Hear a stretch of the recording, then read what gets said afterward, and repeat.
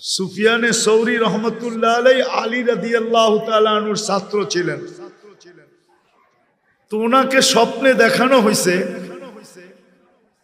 যে আমার একজন ওলি মারা গেছে, তোমাকে জানাজা পড়াইতে হবে।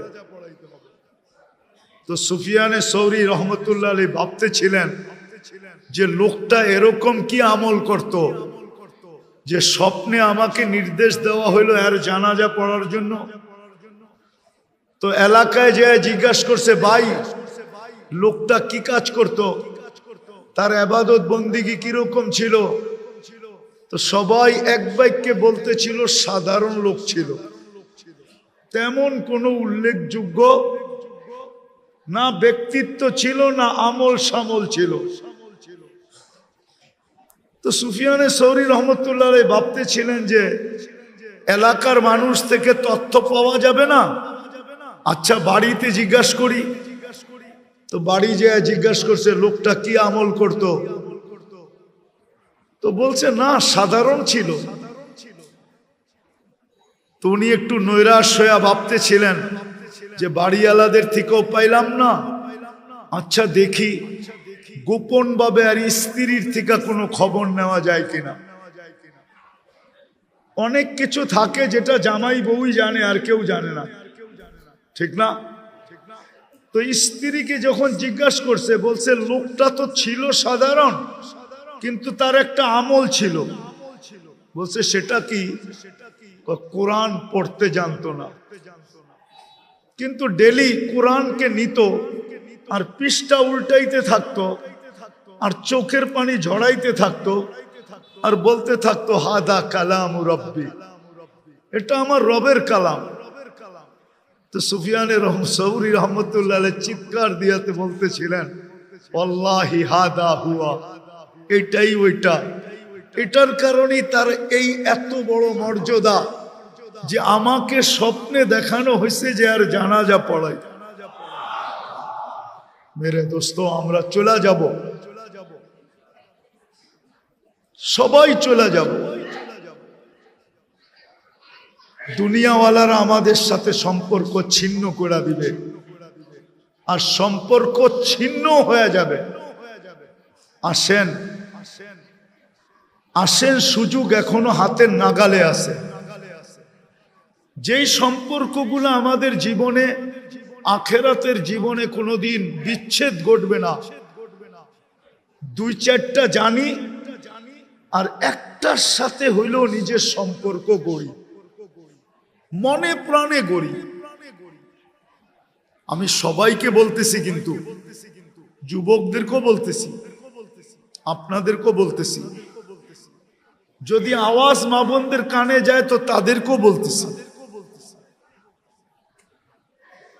একটা এরকম সম্পর্ক গড়ি যেটা কোনোদিন আমার সাথে বিচ্ছেদ না ঘটে। এই উম্মত কিন্তু আল্লাহর বড় লাডলা উম্মত। লাডলা বোঝেন? আরে লাডলা বোঝেন কি? ডাকায়েরা তো লাডলা বোঝার কথা, ঠিক না?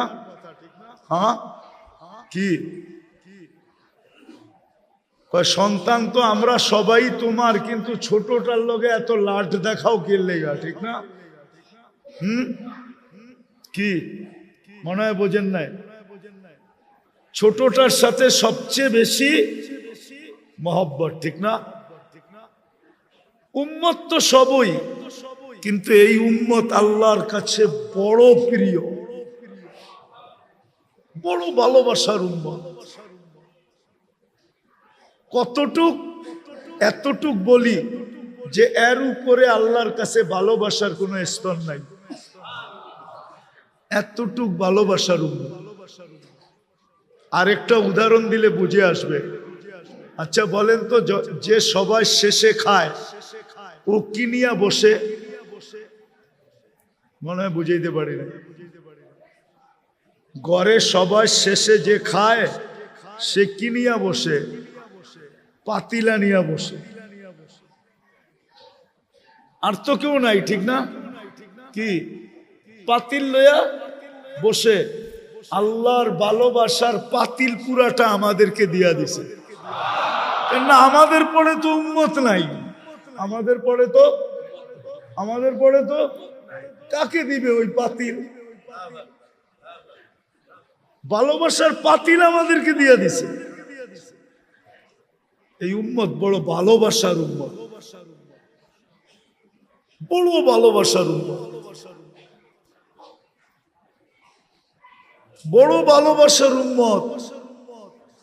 এই জন্য এই উম্মতকে ছোট ছোট আমলে পার করাবে, ছোট ছোট সম্পর্কে উম্মত পার হয়ে যাবে।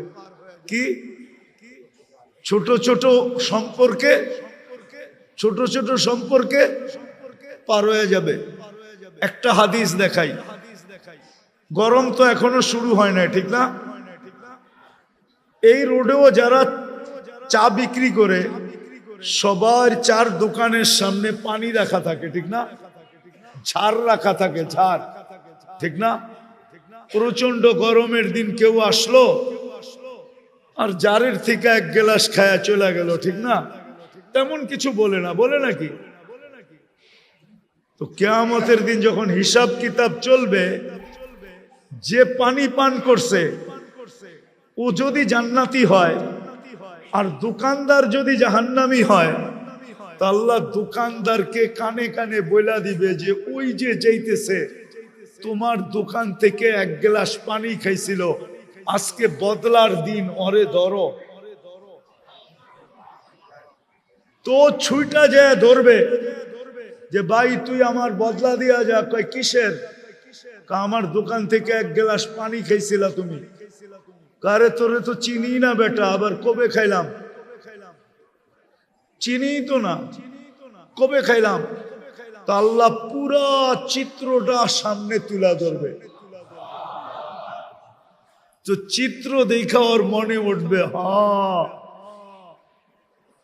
খুব পিপাসিত ছিলাম, গরম অনেক ছিল, খায়া তো ফেলছি। তোর মনে উঠবে, তখন বলবে বদলা দিয়া যাও, চলো আল্লাহর কাছে, নিয়ে যাবে আল্লাহর কাছে। আল্লাহ বলবে বদলা দাও, বদলা দাও। তো বলবে আল্লাহ আপনার মেহেরবানিতে তো আমি জান্নাতে যাইতেছি, আমি আর বদলা কোত্থেকে দিব? তা আল্লাহ বলবে ঠিক আছে, তাইলে তুমি তোমার বাইর হাত ধরো। তো হাত ধরবে, তো আল্লাহ বলবে যাও তোমাকেও জান্নাত দিয়ে দিলাম। লাডলা উম্মত, লাডলা, পুরা ভালোবাসার পাতিল দিয়া দিছেন। এই জন্য আসেন, যতগুলা সম্পর্ক আখেরাতে চিরদিন অটুট থাকবে ওগুলা শিখি, ওগুলা শিখি। আল্লাহ রাস্তা দিয়া দিছেন। হ্যাঁ, মানুষের পছন্দ অপছন্দ থাকে, আপনি তাবলিগে যে শিখতে পারেন না, এটা আপনার পছন্দ না, আমার কোনো বিরোধ নাই, তাহলে আপনি আল্লাহওয়ালাদের মজলিসে যে শিখেন। ওইখানেও আপনার ভালো লাগে না, তাহলে হক্কানি আলেমদের কাছে যে শিখেন। হক্কানি আলেম তো আছে না নাই? এদের কাছে বসে শিখেন। লম্বা শিখার তো দরকার নাই, এক দুটা শিখেন। এটাকে মনে প্রাণে ধরে রাখেন। আমার কথা একদিন সত্য হবে ইনশাআল্লাহ। আপনারও চোখে দেখবেন যে এই উম্মত ছোট ছোট বাহানায় পার হয়ে যাবে, ছোট ছোট সম্পর্কে পার হয়ে যাবে, ছোট ছোট সম্পর্কে পার হয়ে যাবে এই উম্মত। কেননা এটা ভালোবাসার উম্মত, পুরা ভালোবাসার পাতিল দিয়া দিছে আমাদেরকে, বান্ড দিয়া দিছেন, সবকিছু আমাদের উপরে ঢেলা দিছেন। এই জন্য সবার কাছে দরখাস্ত, শিখেন, এর সাথে সম্পর্ক জোড়েন। যুবকদেরকেও বলবো জোড়ো, মউত কখন আসবে কেউ জানে না। দুই শ্রেণী ব্যতীত কারো পার পাওয়ার সুযোগ নাই। শুধু বাচ্চার পাগল, বাকি যুবক তোমাকে আমাকে এই চেহারাটা দেখাইতে হবে। ওই দিন কিভাবে দেখাবো? কিন্তু নিজের কাছে যদি কিছু থাকে তো আশা করা যায় এই উম্মত পারে লেগে যাবে, যদি আল্লাহর রসুল হাউজে কাউসারের থেকে বিতাড়িত না করলেন। আর যদি বিতাড়িত করে দিলেন তাহলে বাঁচার কোনো রাস্তা থাকবে না। এই জন্য তো আমি বলি, ওলামারা একমত হবে কিনা জানি না, হাউজে কাউসার যার পেটে গেল ওকে আল্লাহ কোনো না কোনো বাহানায় জান্নাত দিবেই দিবে, দিবেই দিবে, দিবেই দিবে। কেননা যার পেটে হাউজে কাউসার গেল ওই পেট কোনোদিন জাহান্নামে যাবে না।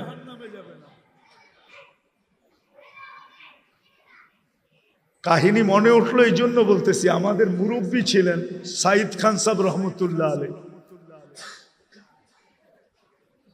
তো উনি কয়েকদিন পর পরই সুদানে যেতেন। তো সুদানিরা ওনাকে জিজ্ঞাসা করতেন, হযরত আপনি কয়েকদিন পর পর সুদান আসেন কেন? তাবলিগের বহুত বড় মুরব্বী, উলামারা চিনে সাইদ খান সাহেব রহমতুল্লাহ আলাইহিকে, ইলিয়াস রহমতুল্লাহ আলাইহির সাথী। তো উনি বলতেন কি যে শোনো, আমি সুদানে আসি, দরিয়ায় নীল হইল জান্নাতের নদী, আমি আসি এইখানে গোসল করতে আর পেট ভরা পানি খেতে। সবাই জিজ্ঞেস করতেছে গোসল আর পেট ভরা পানি খাওয়া? জান্নাতের নদী তো, খাইয়া আল্লাহর কাছে দোয়া করি, আল্লাহ যেই পেটে জান্নাতের নদীর পানি গেল ওই পেট যেন দুযোগে না যায়,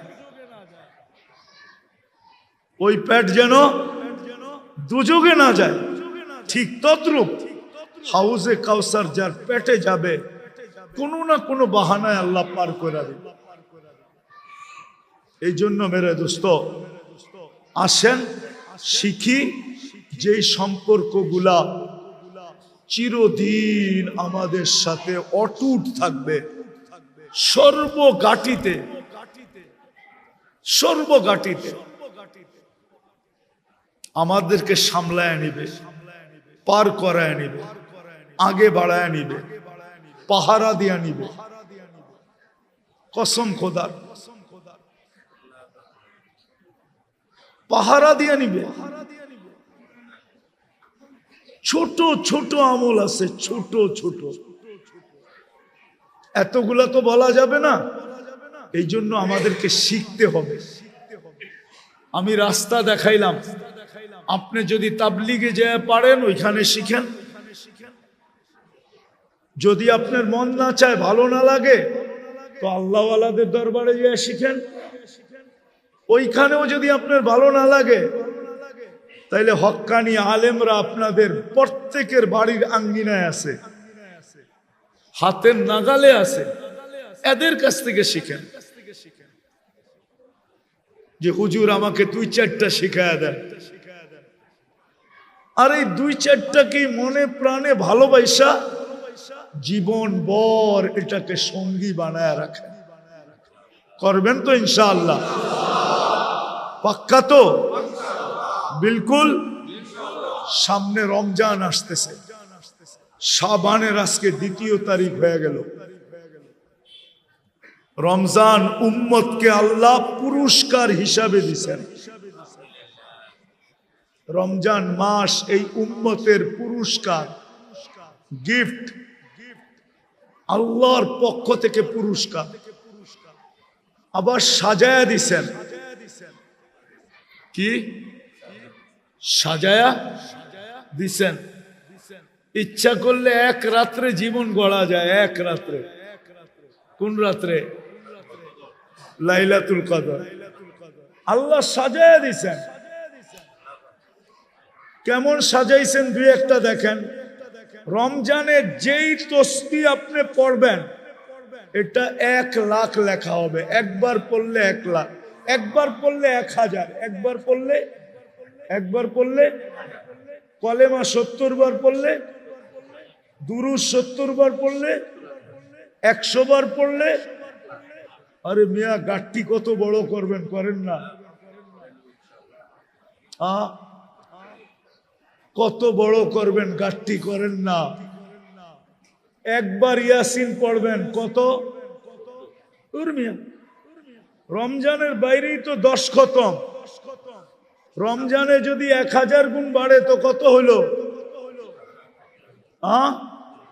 কত? ম্যাথমেটিক্স ঠিক আছে তো? একবার পড়লে 10 খতম, আর 1000 গুণ বাড়লে কত হইলো?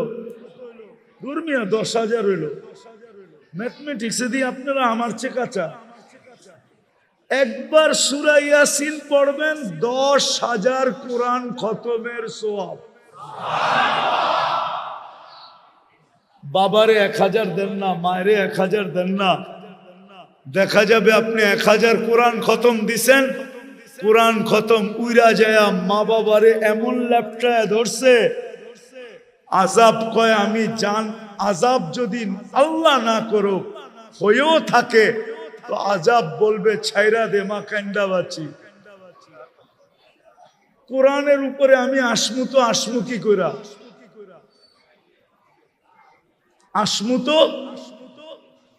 আসমু কি কইরা? 10,000 আসমু কি কইরা? ঠিক আছে না? ম্যাথমেটিক্সে এত কাঁচা না আপনি মনে করেন। সবাই খালি হুজুর ঘরে কাঁচাই মনে করে। দিয়া দেন না, একবার পড়া 1000 মায়েরে দেন, 1000 বাবারে দেন, 1000 অমুক রে দেন, 1000 তমুক রে দেন, দেন না? উচিত তো ছিল রমজান মাসটা পুরা ইবাদতের জন্য লাগায় দেওয়া। আফসোস তো এখানেই লাগে। শুধু আমি আফসোস করতেছি না, মনে হয় আল্লাহর রসুল রওজায় আফসোস করে যে হায় আমার উম্মত, আমি আল্লাহর কাছ থেকে এত কিছু সাজানো এক রমজান উম্মতকে উপহার আইনা দিলাম, হায় আমার উম্মত দেখি দোকানে বসে আছে। ও মেরে দোস্ত, করোনার সময় কামান নাই, মরে গেছেন। বলেন কি এইখানে করোনার সময় কয়জন কামাইছেন? দোলাই খাল কি খোলা ছিল লকডাউনে? আমরা মনে হয় উয়ারি দেখি নাই। বাঁশের বেড়া দিতে দিতে কি করছে? আপনি বলবেন লকডাউন আছিল, আপনি বাইরেলেন কেমনে? ঠিক না? কি আপনাকে উয়ারি প্রত্যেকটা রোডের ভিতরে বাঁশ দিয়া বাঁধে নাই? হ্যাঁ, লকডাউনে কামাইছেন কোত্থেকা? কি না খেয়ে মরে গেছেন? হ্যাঁ, ভালো খাওয়াইছে, ঠিক না? 1 মাস না কামাইলে মরে যাবেন না। হইতে পারে এর পরের মাসে এমন কামাই দিব, এমন কামাই দিব। আমি একটা সত্য কথা আপনাদেরকে বলি, আপনারা তাঁতিবাজার দিয়া যান না, দেখেন না সবাই গদির ভিতরে সারাদিন বয়া থাকে। আমরা মাঝে মাঝে শুনি দোকান থেকে, রিক্সার থেকে কয় এরা কি বেচে, কিচ্ছুই তো দেখা যায় না, কোনো কাস্টমারও তো নাই, এরা করেটা কি? মাঝে মাঝে দোকানতে বয়ে বয়ে শুনি আর মুস্কি মুস্কি হাসি। আসলেও সত্য, আসলেও। কিন্তু আল্লাহ মাসে 2-1 দিন এত দেয়, এরকম দেয় যে 1 মাসেরটা হইয়া, 2 মাসেরটা হইয়া, 3 মাসেরটা হইয়া যায়। কেননা ব্যবসা হইল অপেক্ষার রিজিক। কি অপেক্ষার? না কাস্টমাররে ফোন করে আনেন? হ্যাঁ, কত মাল তো আপনার কাছ থেকে বিলকুল কমপ্লিট করে ফেলছে ভাই, আপনার 3 ইমু। একটু পরে কি বুঝা জানি একটা হাসি দিয়ে গুলো, ভাই আসলে তো নিতাম, কোয়ালিটিটা জানি কেমন কেমন মনে হয়। না ভাই রাখেন, একটু দেখালই। ঠিক আছে না? কি মনটা ভাঙছে না ভাঙে নাই? হ্যাঁ, মনে হয় প্লেট উপর থেকে ফালাইলো এত টুকরা হইতো না যত টুকরা মনটা হয়ে গেছে, ঠিক না? কি বুঝাইতে পারলাম? 1 ঘন্টা পরে আবার ঘুরে আইছে, ভাই মালটা কই? এখন আপনি একটা প্যাচ মারলেন, ভাই মালটা তো গেছে গা, ওই দামে তো দিতে পারবো না, মালটা তো গেছে গা। যদি নিতে চান ওরমই একটা আছে, কিন্তু আরো টাকা বেশি দিতে হবে। তো বেশি দিয়া নেয় না নেয় না? হ্যাঁ, ওরে বাইর করলো কে, আবার আনলো কে? আপনি যদি 1 মাস না কামান মরে যাবেন। আরে যান, দুনিয়ার বহুত দেশ আছে রমজানে কামায় না। আসেন আমরা এইবার অঙ্গীকার করি, কামাইলো সীমিত সময়, যে সকালে যাব, জোহর পয়রা অফ, জোহরের পরের থেকে পুরাটা সময় আল্লাহকে দিয়া দিব। কি পারবেন? হ্যাঁ, চেষ্টা করে দেখেন।